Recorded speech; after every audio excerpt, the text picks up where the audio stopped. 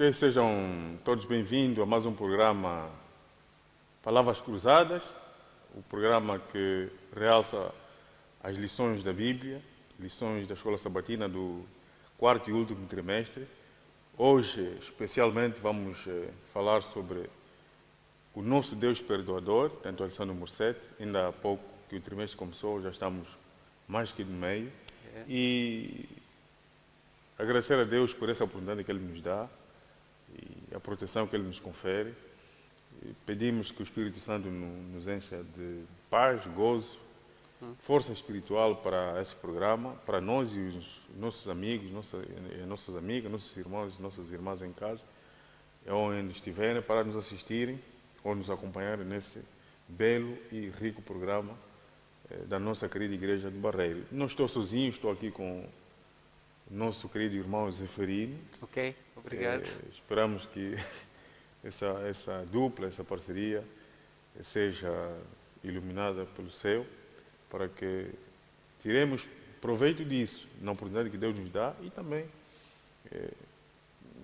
tenhamos caminho para andar, mas aquele que Deus prepara, não exatamente nós. Então, dito isto, podemos passar para a introdução, dizer que amigo e nosso querido irmão Zeferino, o nosso Deus é perdoador, mas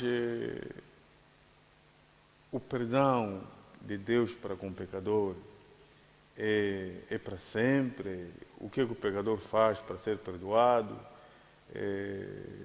Será que, por o nosso Deus ser perdoador, o pecador deve se colocar a jeito e fazer da vida o que quer, só porque o nosso Deus é perdoador? Então, são aqui várias questões que vamos ver, dizendo que a partida temos um verso áureo já assim chamativo, tocante, em Provérbios 28, 13, que diz que aquele que encobre as suas transgressões nunca prosperará, mas o que as confessa e deixa, veja, irmão Zeferino, aquele que confessa e deixa as transgressões, este sim alcançará a misericórdia. E o problema não está só em pecar. O problema, o que deixa Deus desapontado, desanimado, zangado comigo, com o irmão Zeferino, com os irmãos que nos assistem, as irmãs, não é só o facto do pecador pecar, não é só isso. O problema é não confessar os pecados. E mais do que isso, confessar e abandoná-los. Foi nesse ponto em que os judeus, israelitas, mas depois uma semente, que sabemos que a nação de Israel, depois de várias convulsões, ficou dividida, desde o norte e duas no sul. Essas duas nações do sul é que ficaram até depois o cativeiro babilônico, que é que estamos a estudar mais aqui na Neemias e Esdras. Portanto, esse é o ponto em que as pessoas chegaram, mas espera aí, temos que parar. Os nossos antepassados cometeram erros e erros e erros. Nós também temos estado a cometer erros e erros. Temos que parar. Mas parar como? Confessar o nosso pecado. Por quê? Porque o nosso Deus é perdoador. Mas como? Na verdade, agradeço ao irmão Beneneco pela apresentação também, e agradeço a tua presença aí, caro amigo, nossos irmãos que acompanham esse programa. Dizer que, na verdade, o pecado é indizível, diria, sobre as suas consequências. Exato. Mas o problema é, conforme o irmão Beneco disse muito bem, não está na falta de vontade, exato, não está só em pecar. em pecar, mas é Deus ficar magoado, Deus ficar chateado, zangado. Primeiro é que, mais do que Deus, o pecado prejudica inicialmente O pecador. o próprio pecador. Com certeza. Daí que Deus se compadece não é muito na perspectiva de irar-se pelo facto de teres pecado, mas Deus tem um amor muito especial para com o pecador. Diz que Deus ama o pecador, aborrece o pecado, mas aborrece o pecado. Pois. E como disse bem o irmão Beneneco, nesta semana estudamos a vida do povo, da nação israelita, que encontra-se nesse grande dilema, que dá-se conta da realidade do seu pecado e procura meios de sair de tal situação, porque eles já estavam a experimentar as consequências do próprio pecado ou dos seus próprios atos. Exato. E lembram-se que a nação israelita, todos os seus inimigos temiam a nação israelita. Com certeza. E por que temiam? Porque conheciam o Deus poderoso que eles tinham. Sim, o Deus de Israel, literal. Deus de Israel. Exatamente. Daí que vocês do outro lado lembram muito bem a história muito conhecida de Sansão, por exemplo. O Sansão, né? É o homem forte e grandão que Deus incitou para que pudesse começar a libertação do próprio povo. Exatamente. São histórias muito comuns, muito populares, muito conhecidas. Temos a do Davi, olha, tá aí, o Davi, um jovem que cresce. Muitos comentaristas dizem que Davi, quando combateu com o gigante, o Golias, ele devia ter aproximadamente 17 anos. Era um pastor de ovelhas. E não tinha nenhuma experiência militar, com certeza, mas foi possível experimentar a libertação do povo através daquele jovem. Então, os inimigos de Israel temiam muito Israel por causa do Deus que o povo adorava. Exatamente. Agora, só que na lição dessa semana, vemos que o povo estava sob pressão. Estava sob a pressão de quem? Dos babilônios. Exato. Sim. Depois... O povo foi levado cativo, arrastado, o povo foi exilado. Sim, que nessa altura já era Medo-Pérsia. Era o Medo-Pérsia, sim, claro. Medo-Pérsia já tinha desaparecido, sim, entra o poder dos persas. E o povo naquela aflição, vimos que na lição número 6, faz menção que o povo, por intermédio de Neemias, o povo pede para chamarem os sacerdotes que é para poderem estudar, para ler, para que ele traz a palavra do Senhor para lhe reavivar a sua alma.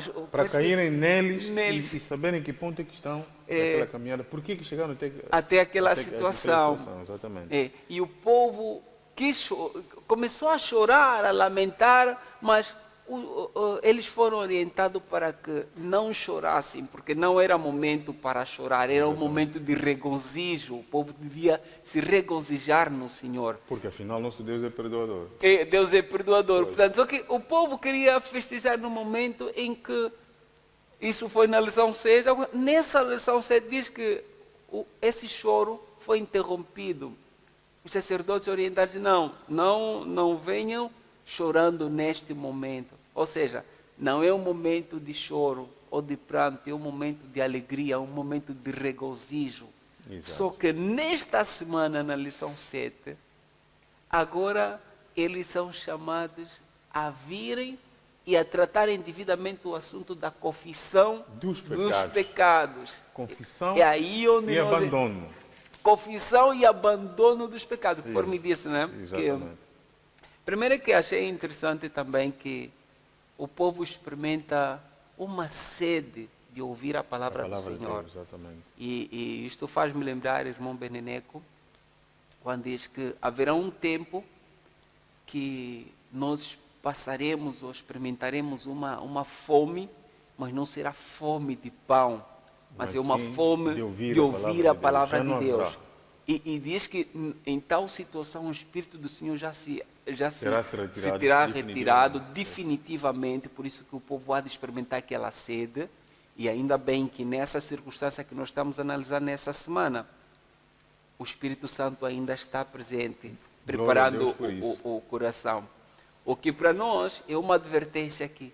Esta oportunidade que nós temos de abrir as Sagradas Escrituras, poder examinar ela, estudar e preparar, a oportunidade que temos de confessar os nossos pecados, Exatamente. é também uma oportunidade não apenas de confessar, mas também de abandonar o nosso pecado, que é uma Que situação... é isso que Deus espera de cada um de mim, do irmão Zeferino, dos nossos amigos e nossas amigas lá, a nos assistirem também, desculpa interromper, dizer que Sim, não interromper Satanás, Sim. Satanás tem mais de 6.000 anos de queda, Queda. e sabendo e fazendo o link com Gênesis, que dizia que quando Deus proferiu aquela sentença para o casal depois do pecado, que tanto para Eva disse, com dores darás, enfim, e tanto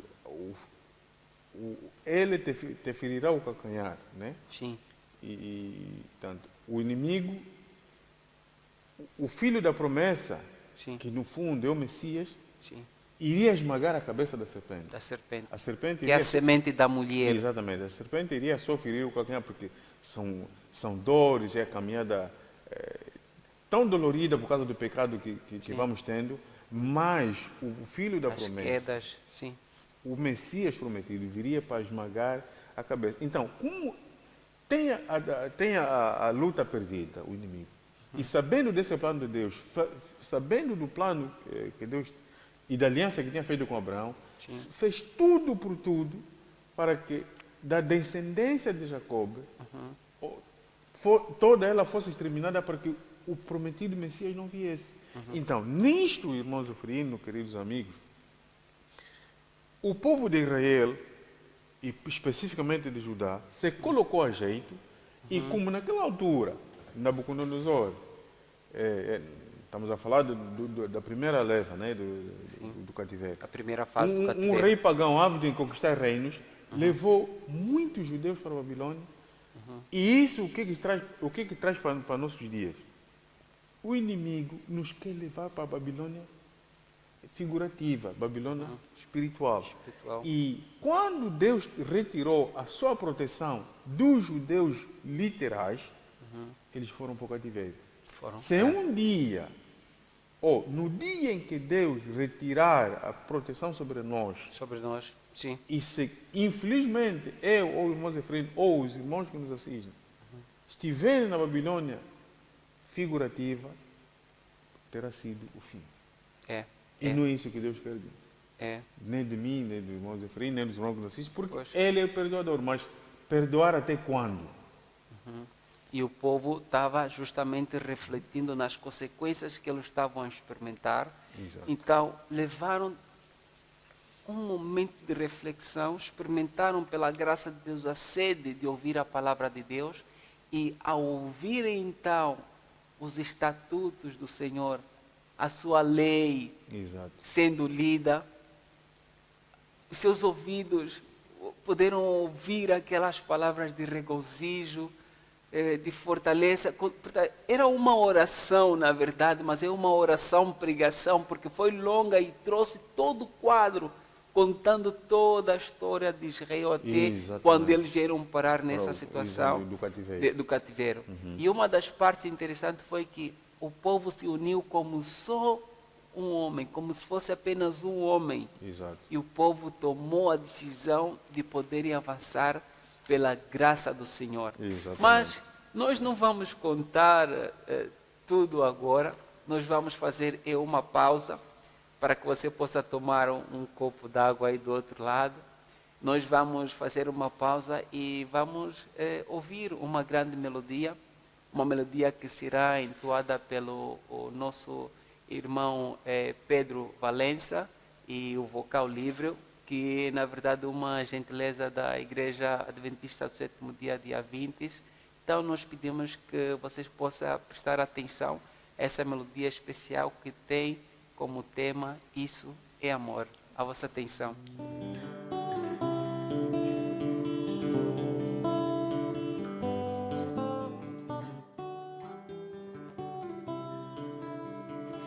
Nas profundezas do mar, depois que o sol se esconde, o os meus pecados carrega pra longe de mim. Já não se ouve falar, lugar algum se encontra.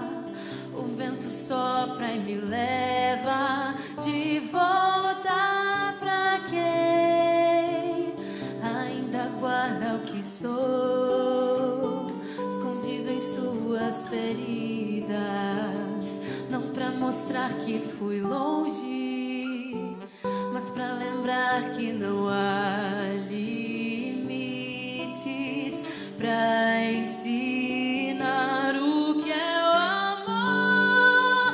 Pois sendo eu culpado, tomou minha sentença sobre si e me salvou. Isso é amor, que estando eu perdido, desceu até o abismo pra me achar e me levar de volta pra casa. Depois que o sol se esconde, os meus pecados carrega pra longe de mim. Já não se ouve falar, lugar algum se encontra. O vento sopra e me leva De volta pra quem ainda guarda o que sou, escondido em suas feridas, não pra mostrar que fui longe, mas pra lembrar que não há limites pra ensinar o que é o amor. pois sendo eu culpado, Tomou minha sentença sobre si e me salvou. Isso é amor, que estando eu perdido, desceu até o abismo pra me achar e me levar. Isso é amor,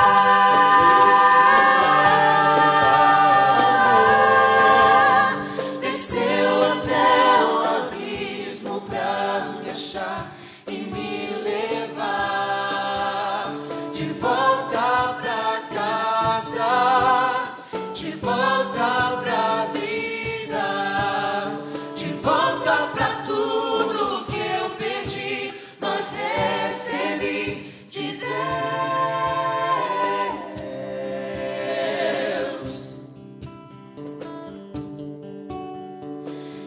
isso é amor, pois sendo eu culpado, tomou minha sentença sobre si e me salvou. Isso é amor, que estando eu perdido, desceu até o abismo pra me achar e me levar de volta pra casa.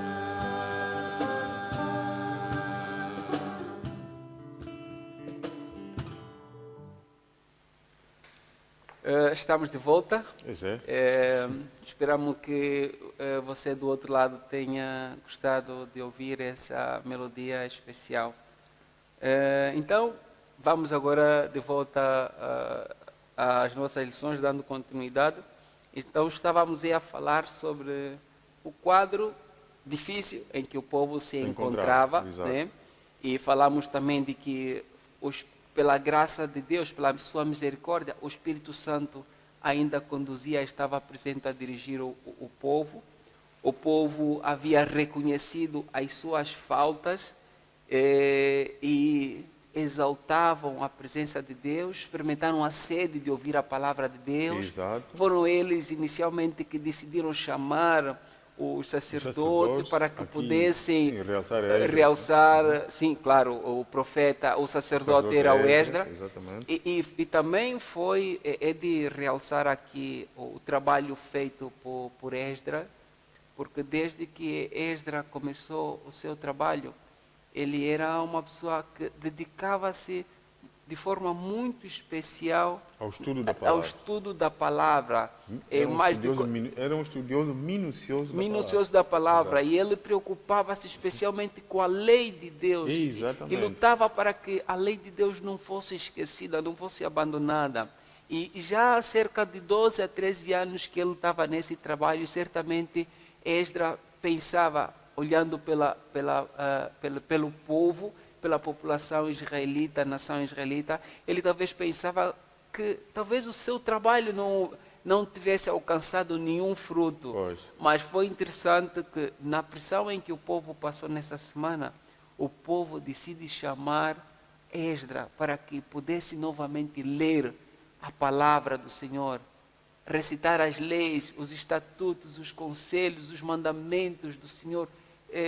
Então o povo regozija-se por isso. E não só o povo regozija-se, alegra-se no Senhor, mas o povo decide jejuar. Exatamente. O povo faz um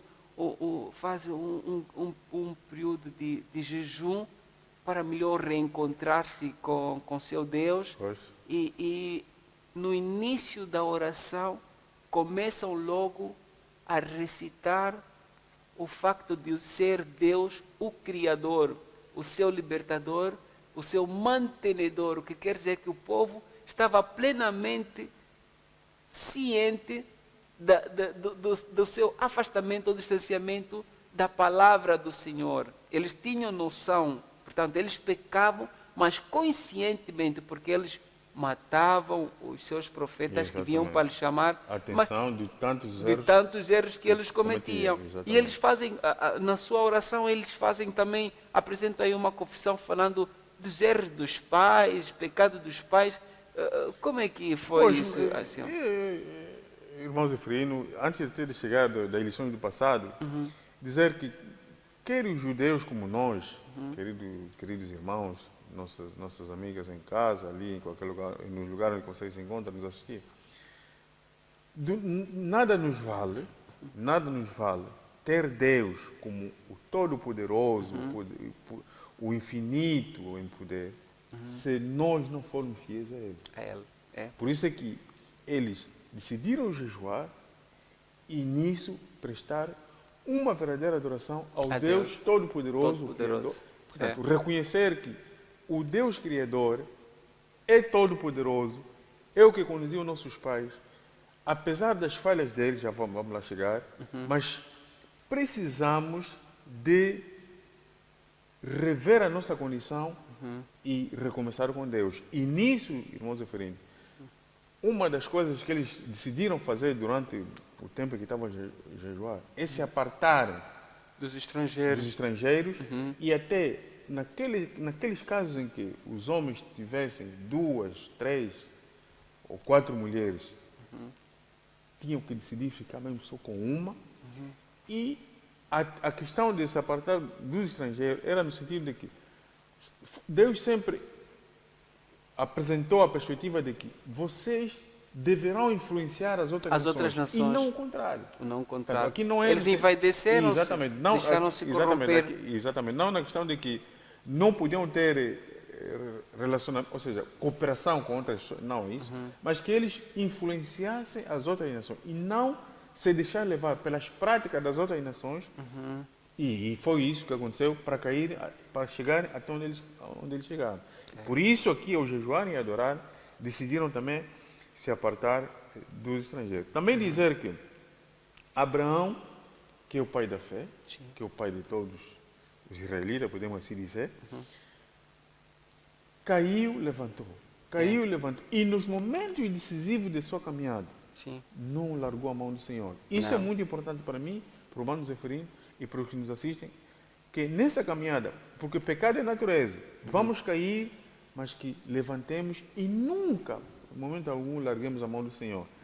Sobre as lições do passado, Eles, através de Neemias, se lembraram que os antepassados dos judeus tiveram muitas maravilhas nas mãos do Senhor. Sim. As lições do passado falam da travessia do Mar Vermelho, Do Mar Vermelho. o desaparecimento do exército egípcio por completo, Por incluindo completo. o próprio Do faraó, Mar Vermelho. a coluna de fogo, a nuvem, o maná que não faltava, Não faltava. a roupa que não se rasgou por 40 anos. 40 anos sapatos. no deserto. Quer dizer, são várias lições do passado. Eles disseram, mas tudo isso, e os nossos pais foram fiéis. Meu Deus. Mas Deus, que é infinitamente poder, e que tinha feito com que, pelo menos permitiu que eles revissem, por essas lições do passado, o quão longe os antepassados tinham chegado, e eles também chegaram, porque cada um de nós tem uma... Eu tenho lições do passado, e que se, com contrição, eu me revisse nessas lições, se calhar seria uma pessoa diferente. Ou seja, os erros do passado têm que nos levar à verdadeira condição de pecador, a condição de miserável diante do Senhor, mas também nos abre um caminho para que, diante da cruz, porque não nos esquecemos, irmãos, referindo que eles viviam no futuro do Messias. Nós já vivemos no passado do Messias. O Messias morreu por eles, que esperavam vir, para nós ele já terá vindo, agora intercede por nós, à espera que eu e os irmãos referindo e os irmãos que nos assistem nos convertamos de verdade para que no último dia ele venha nos levar salvos, mas perdoados. Mas para isso temos que ver que o nosso passado, se foi tão ruim, não nos detenhamos do passado, mas nos apeguemos nas coisas boas que também nos aconteceram, nas coisas boas que têm nos acontecido, aquilo que está errado, deixemos e nos apeguemos nas vestes de Cristo, nos apeguemos na bandeira com sangue de Cristo, içar essa bandeira e atrair pessoas, porque aquilo que é bom não pode ficar só para nós, temos que partilhar. Portanto, Porque há uma tendência de, muitas vezes, ao lembrar toda a nossa vida passada, todos os nossos erros, nosso fracasso, as nossas quedas, o nosso pecado, e olha aí uma parte interessante que a lição nos traz, é que o facto de o povo chamar Esdras para que pudesse fazer apresentar a leitura da palavra de Deus na perspectiva de eles reavivarem ainda mais o amor, o desejo que tinham de Deus, revela que o ajuntamento deles, a decisão deles se separarem dos estrangeiros e apresentarem-se como se fosse apenas um homem, diz que eles tinham plenamente noção da sua condição, da sua transgressão, de que eles haviam abandonado o pecado. E nós também temos noção do nosso pecado. Nós sabemos o que Deus já fez na nossa vida. Sabemos onde insistentemente temos pecado, errado, falhado. Mas aqui a lição traz-nos uma esperança que, independentemente de o povo ter se apartado do Senhor e ter morto os profetas ao qual Deus enviava para poder libertá-los e recordá-los sobre a palavra do Senhor, apesar deles terem feito tudo isso, Deus nunca os abandonou. Pois. Deus esteve sempre e sempre presente. Deus sempre foi compassivo com eles, Deus sempre tem sido compassivo conosco e será até o dia que só está na mente dele que vai terminar toda essa história de pecado, porque Deus, que é amor, que é bondoso, que é misericordioso, que é poderoso, não vai continuar a assistir a maldade a se multiplicar por muito e muito nessa terra, aqui na humanidade, onde nós sabemos que Deus veio para aqui, fez o homem a sua imagem e semelhança. Então, Deus não vai permitir que o mal continue a dilacerar o seu povo, e dando gargalhadas ao inimigo que até já foi vencido na cruz. Dizer ainda, irmãos Efraim e queridos amigos em casa, coincidência ou não, nas lições do passado, lembrar que Pedro, quando fez aquela pergunta a Jesus, quantas vezes devemos perdoar o nosso ofensor, ou o nosso... Sim. Jesus disse, 7 vezes 7. Não, 70 vezes 7. Isso dá 490. Certo. Coincidência ou não, mas estava a chegar o fim da graça da nação eleita, que era Judá ou Israel, né, literal, dos 490 anos literais, que em vez de Deus continuar a contar com eles para expandir a sua mensagem e serem exemplo e luz do mundo e sal da terra, que essa bênção passasse para outros povos. Dizer que também sobre a lei e os profetas, Israel literal, irmão Zefirino, na Canaã, eles viveram do bom e do melhor, como no Éden.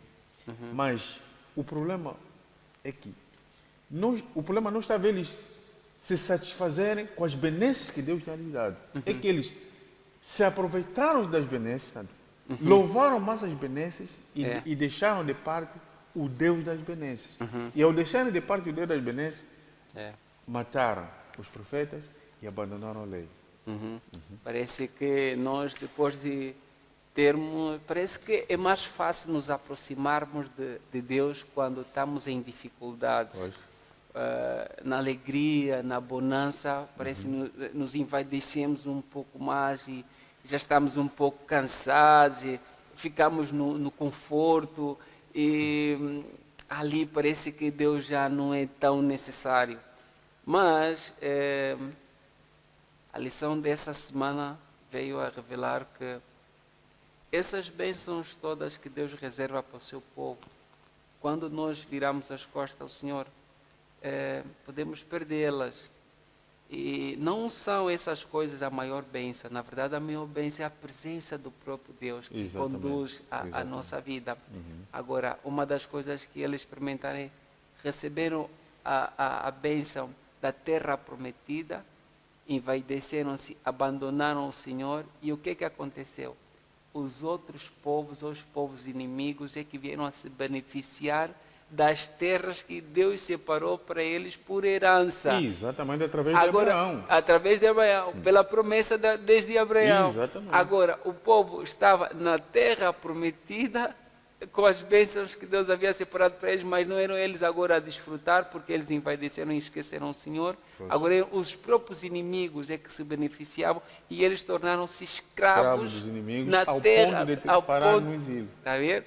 Por isso que a lição aborda esses aspectos todos, mas é uma grande alegria, porque essa lição, felizmente, termina muito bem, em que o povo arrepende-se, confessa o seu pecado, reconhece o seu pecado, não projeta a culpa nos seus antepassados, porque às vezes nós pecamos, depois que não, a culpa é uma herança genética, na minha família eu já sou assim, o meu pai já foi assim, não devemos nos tornar escravos do pecado, projetando a culpa noutros, mas devemos por isso que o versuário, se prestarmos muita atenção, diz que o que encobre as suas transgressões nunca prospera. O que encobre. O que encobre nunca prospera. Agora, aquele que confessa e abandona, esse prospera. Exato. Deus o guarda, Deus o livra. E não fiquemos simplesmente na letra. Temos uma responsabilidade individual, né? Vamos tirar as lições positivas da experiência desta nação israelita, né?